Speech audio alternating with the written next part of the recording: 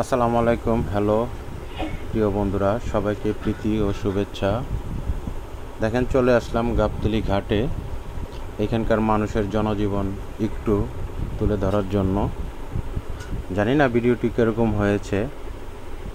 দেখেন, একটা ট্রলার যাচ্ছে, তুরাগ নদী। এটা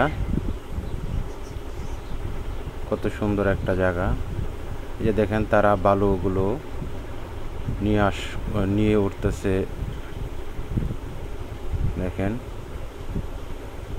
তো এখান থেকে ঢাকার বিভিন্ন জায়গায় বালুগুলো গাবতলী থেকে চলে যায়। এই যে দেখেন, তারা বালুগুলো কিভাবে কত সুন্দর করে নিয়ে যাচ্ছে। ওই দেখেন, আর একটা ট্রলার।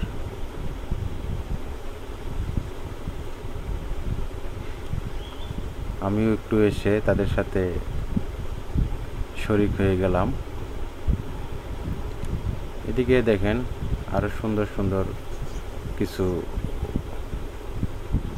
এই যে দেখেন, তারা বালুগুলো কিভাবে ট্রলার থেকে উঠিয়ে ঘাটে